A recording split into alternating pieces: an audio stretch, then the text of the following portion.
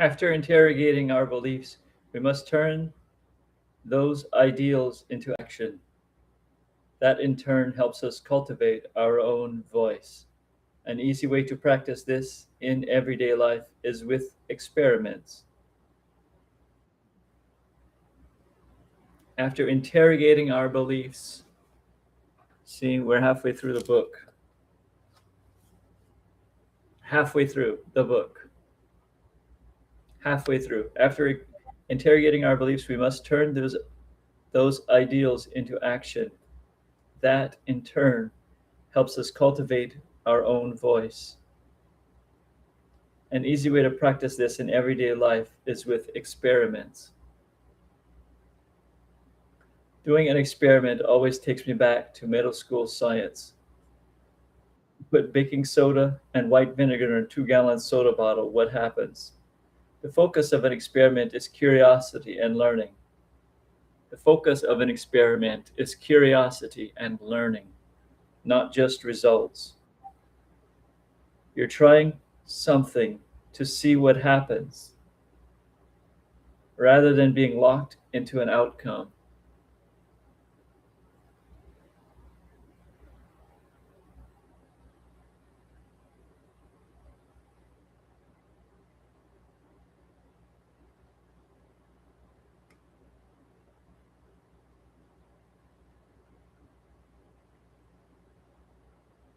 Rather than being locked into an outcome.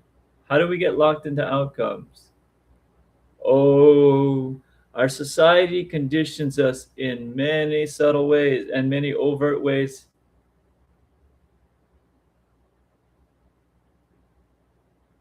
Is that so? I went to school and I say on this channel, you're free to express negative opinions about American school system, about just about anything on this channel. Yeah, we're pretty tolerant of negative opinions about things. We're pretty tolerant about that kind of thing. Kind of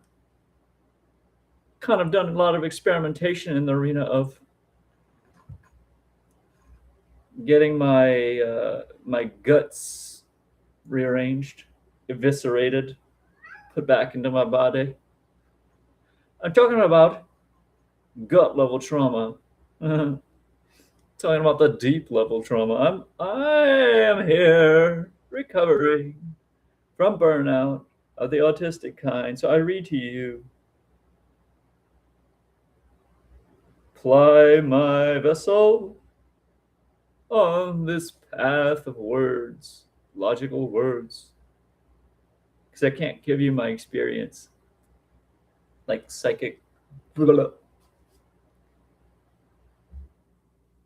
fullness, in the fullness. Even though I could, I still wouldn't change your problems from my problems. The focus of an experiment is curiosity and learning, not just results. If you're trying something to see what happens rather than being locked into an outcome, experiments provide data that can inform our actions going forward.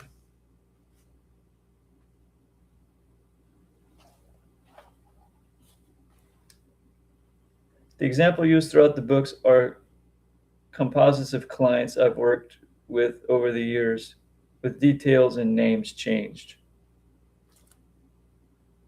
Oh, this is a Find Your Voice one. She has a little note section, like a footnotes, but it's just notes. It's not foot. She's like saying, I don't agree with your foot. I don't agree with your foot stereotyping of my notes. I'm trying to stereotype my notes. Wait, what chapter are we on?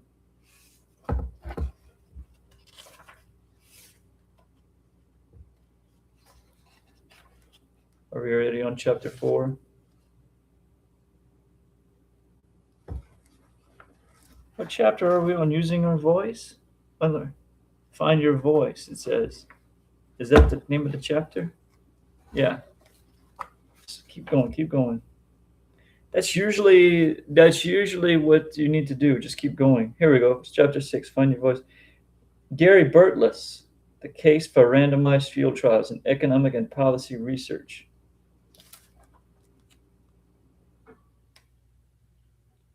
What?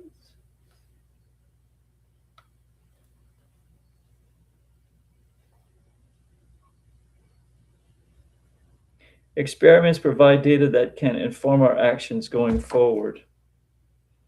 The case for randomized field trials in economic and policy research. Randomized field trials. Okay. Randomized field trials, randomized field trials, randomized field trials, randomized field trials. There's a case to be made for randomized field trials. Hi, Inky. Need some fresh water in your food bowl, in your water bowl? For those of us who are outcome oriented perfectionists,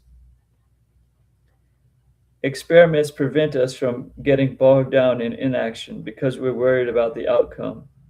Experimentation allows us to break free from the weight of having to achieve so we can learn from trying something. So, how do you get started? Well, he gets the cat gets is very he's listening to me even now as he's drinking. He's always anyway, so I have to move in a certain way. I don't want to already make my cat scared. I don't try to, but it happens. You know, you guys know. You guys know how much as bad as I am.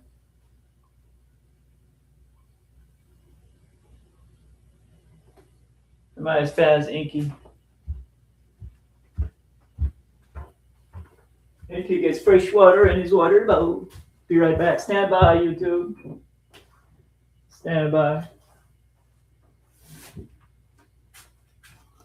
Might as well water my plants while I'm here. There we go. We got a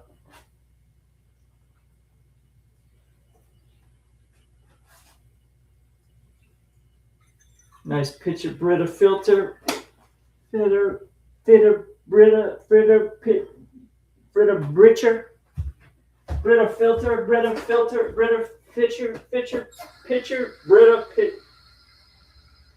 Brita pits. I got them stinky Brita pits. Britannia, I say.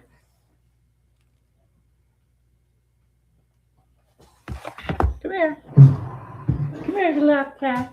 Come here. Come here.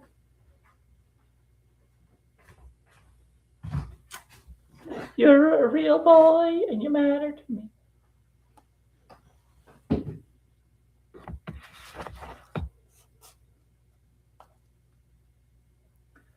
For those of us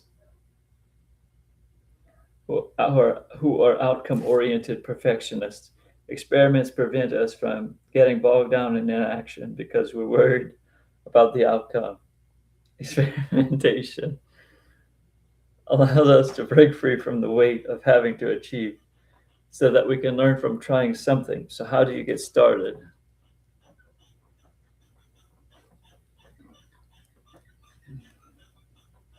Let me be clear. Do small experiments. Let me be clear. Do small experiments. Let me be clear. I'm not suggesting you stop reading now to go tell your boss why they suck.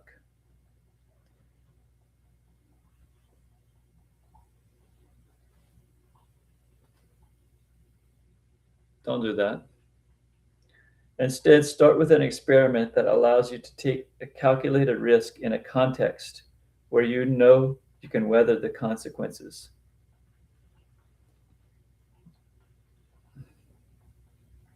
For me, a small experiment was asking whether a taxi driver could open the window because it was stuffy in the cab. I know, that's how small I had to start because of how deep rooted my learned silence was. I had just landed in Seattle after a few hours in the airport. Airs in the hour port. After a few airs in the hour ports and airplanes. Airplanes were in those hour ports as well. I was craving some fresh air. It was a muggy day, and there was nothing fresh about the air freshener that dangled from the rearview mirror. I pushed the button to open the passenger window, but the window didn't budge. I tried it again just for good measure. I thought, don't bother the guy. The GPS says there's only 22 minutes left on the ride. You'll be fine. You can deal with the discomfort.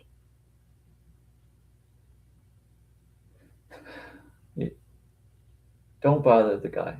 The GPS says there's only 22 minutes left of the ride. You'll be fine. You can deal with the discomfort. You might be making fun of me that such a simple request caused me so much angst. Was the driver going to get mad at me for asking? Was he the type who would take his annoyance out on me by driving recklessly? I was a female traveling alone in a city I wasn't familiar with. At the same time, we were on a major freeway, so the chances of me ending up in a ditch for asking the guy to open up a window were pretty low. I talked myself into it. Asking to open a window is a pretty reasonable request. The worst case is that he says no. You'll never see this guy again. You'll never see the guy again. Sir, would you mind opening the window? It's a little stuffy in here, I said.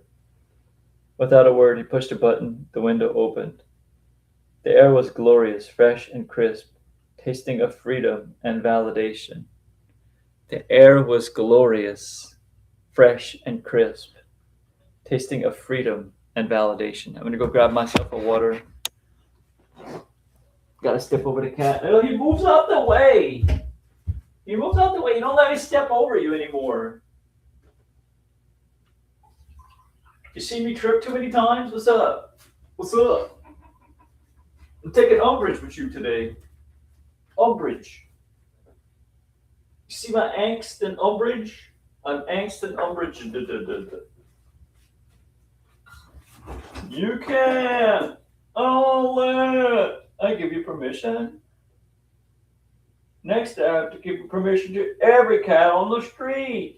I don't think so. So, Busto, Buster, Busting Busto. You. Get a bane of my existence.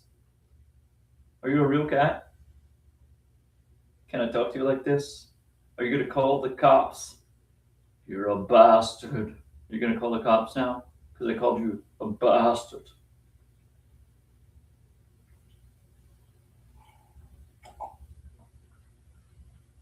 Called you a bad word. You can call the cops on me.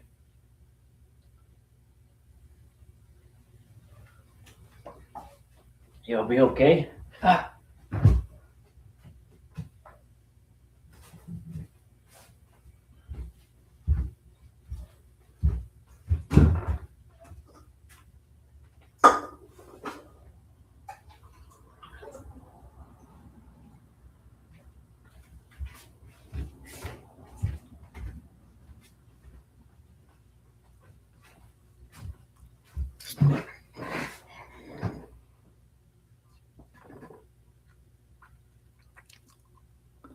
Tasting, the air was glorious, fresh and crisp, tasting of freedom and validation. Asking the cab driver to open a window was a successful experiment. Hi, Joe. Cheers to you and a happy day. Happy good morning.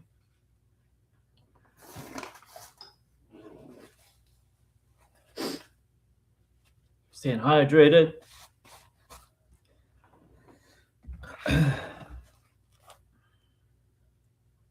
Tuesday. Tuesday.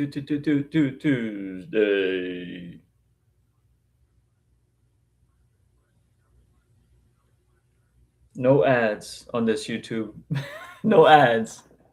You could stop here in the YouTube app and it won't give you any ads. You just can stop here, get no more ads. Don't have to think. That's my thing this morning. I'm doing things that I don't want to look at in dramatic images today. I just want to. Oh yeah, they got these 6 points. The Indians will tell you you're supposed to wake up in the morning and look at these 6 points in your palm. Yeah. Grand Rising. That's what we're doing. Let's spend a moment. Oh, look. I'm going to take action in the world today, and I'm looking. The hands, my hands, my mode, my modality of actions I will be taking in the world today. I'll be clicking, I'll be clicking, I'll be picking up cats. Yeah, I'll be applying myself in various activities. Here I am, reborn, for ready for action, awake and ready. Yep, I'm filled up with myself, the life that I am. I'm alive, I am well. I am rooted in the me that is on this adventure, and it continues, and I return. And it continues, and I return again, and I return, and the adventure and the journey I am on, I return, I continue on. I love my life. I am so happy and grateful. I am God's highest form of creation. There has never been and never will be another person created that will equal me. I love my life. I'm in control of my life because I am in control of me. Asking the cab driver to open a window was a successful experiment, not because he acted upon my request,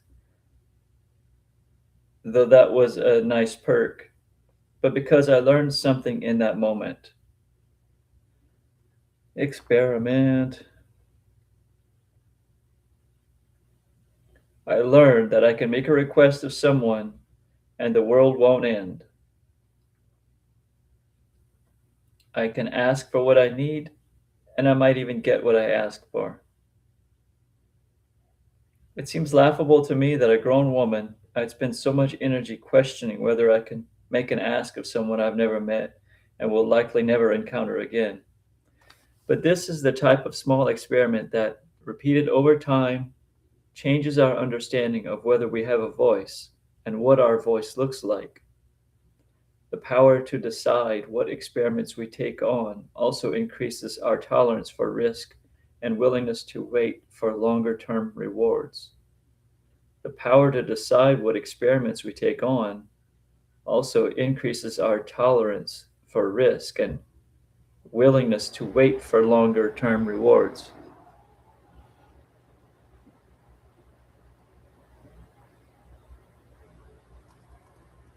That's a pretty pregnant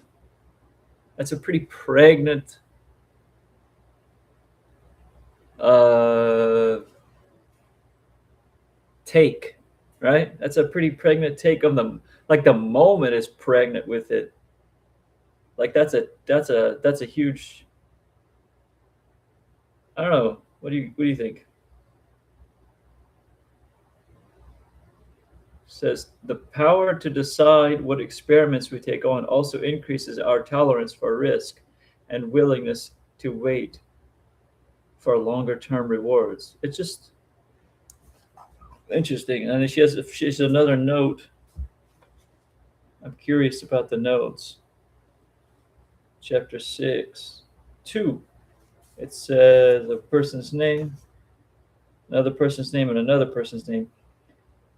In quotation marks, the impact of agency on time and risk preferences in nature communications. So it's a scientific type paper.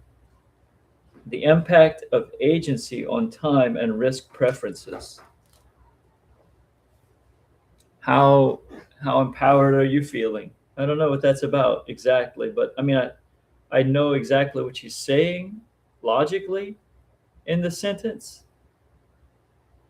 It's pretty cool how people makes me think that people are a smidge cooler than I might have first thought. Am I actually cool and I didn't know? I expressed a point of view and made a request. I learned that asking won't kill me, and in fact, asking might lead to an outcome that better meets my needs. I'm unlearning what I've learned about denying my own needs in order to not impose on others. I'm unlearning the instinct to put up with things and learning to communicate what it is I need or want. I'm learning that there is validity to my own needs and that using my voice actually has impact.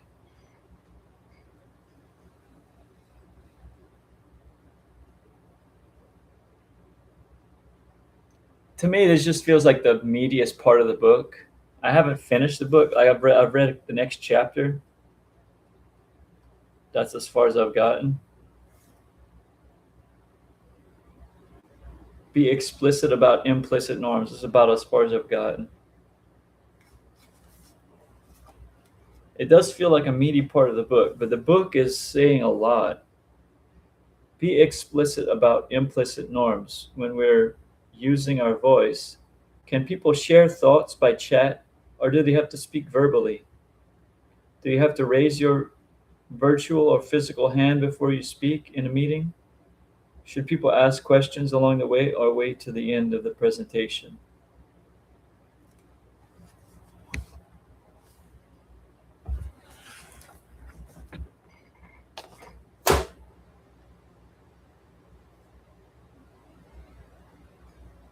Wait, what? Why are you stopping? It's safe to continue on.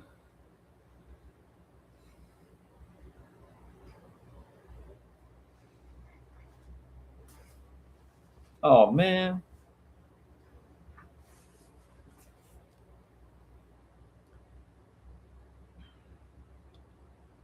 Most people want to play by the rules, but doing so requires knowing what the rules are. Making the implicit explicit helps everyone understand the expectations around voice.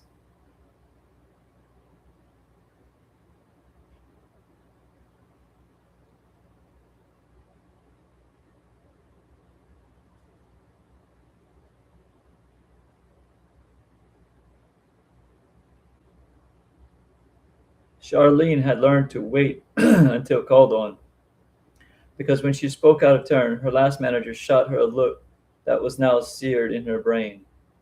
She didn't want to be rude or interrupt. At her new job, she assumed that her new manager would invite questions and comments after he presented the latest plan, so she waited her turn, but he didn't. He assumed that if people had something to say, they would speak up. Her communication within her homeowners association was equally frustrating. When the common area needed electrical work, she gathered and shared proposals from contractors, asking folks to weigh in before the board hired someone. She worried that if she didn't get a sign off from everyone, homeowners would come back and raise hell with her. It wasn't until an old timer told her that if you don't hear back from anyone, it means they're okay with whatever you decide, that she gave up chasing people down and hired a contractor. Absent clarity, people are left to read the tea leaves of what the rules are and default to the norms they are used to. Making norms explicit is one way to use process to guard against the default patterns that disproportionately silence people who hold less power in the systems and to reduce friction and frustration. Absent clarity, people are left to read the tea leaves of what the rules are and default to the norms they are used to. Making norms explicit is one way to use process to guard against the, the default patterns that disproportionately silence people who hold less power in the system and to reduce friction and frustration. Absent clarity, people are left to read the tea leaves of what the rules are and default to the norms they are used to. Making norms explicit is one way to use process to guard against the default patterns that disproportionately silence people who hold less power in the system and reduce friction and frustration.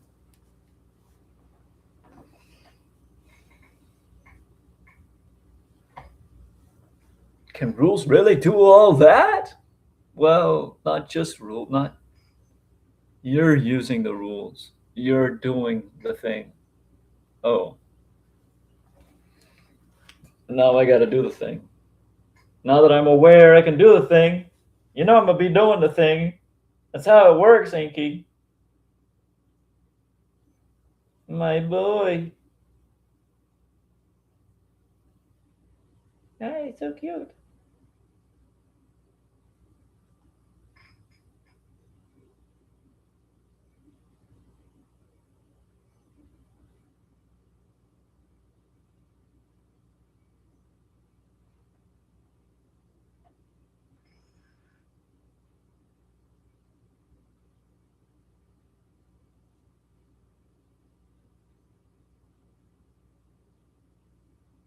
I'm thinking about money,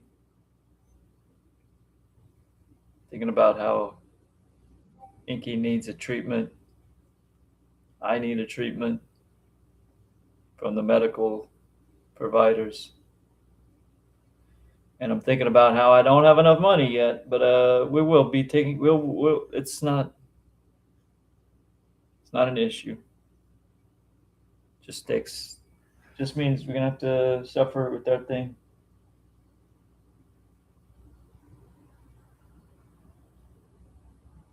or not suffer. I mean,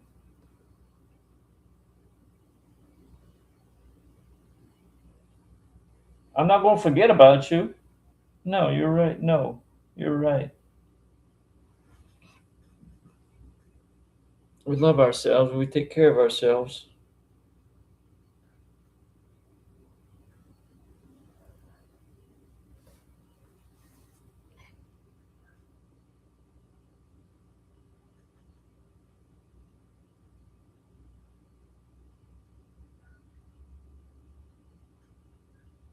Absent clarity, people are left to read the tea leaves of what the rules are and default to the norms they are used to. Making norms explicit is one way to use process to guard against the default patterns that disproportionately silence people who hold less power in the system to reduce friction and frustration.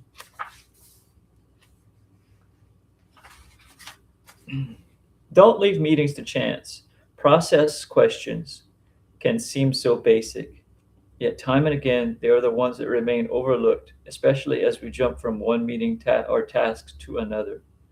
Whether for a meeting, date, or community gathering, taking time to answer each of these questions ahead of time allows us to make conscious decisions about what will support people's voice rather than leaving voice to chance. As you plan your time together, consider these questions. What preparations need to happen to make the most of time and energy? What is the agenda or goal of the time together? What is a realistic length of time? What is an optimal time of day? Who is the decision maker? If it's multiple people, who is the tiebreaker? What medium, phone, email, video, in person, asynchronous, best supports the purpose or goal? What breaks are planned?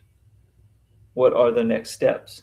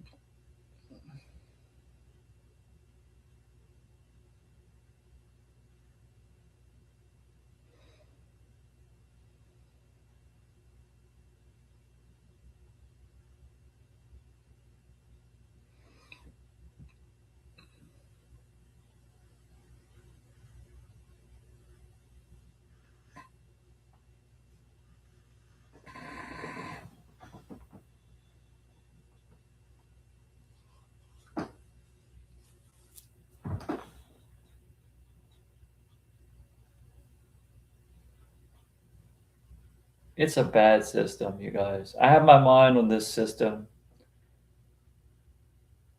What I threw myself into.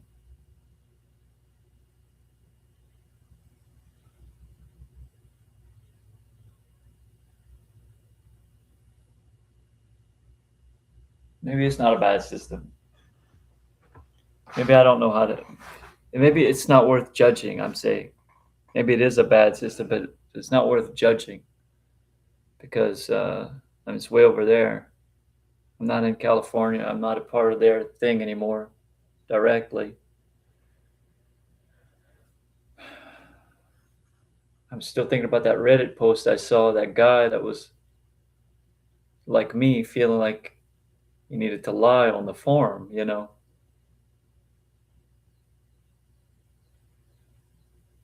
We just want to do what everybody else is doing, maybe, or whatever it is. You're the church that's putting out these life-changing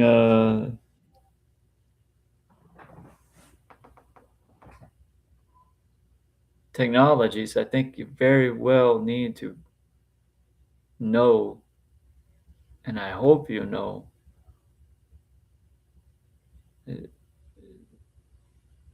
it's I don't know. Like I don't think you do know.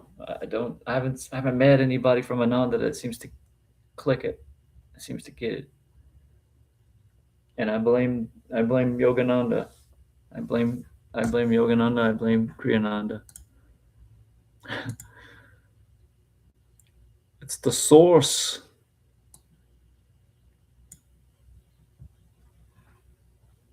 Every other tradition I've sniffed around does it in a way that seems to make it have less bad outcomes. Like you guys are filthy with bad outcomes. You can't be having that.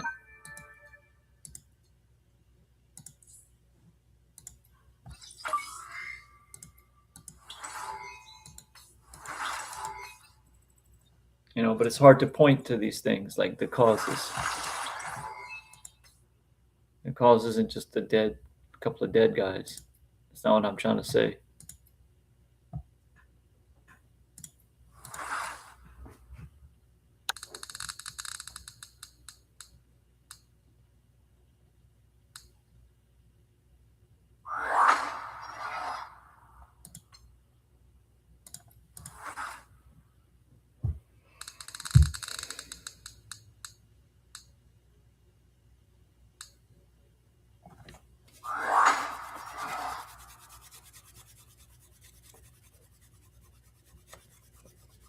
Master's healing light radiating through me to all others.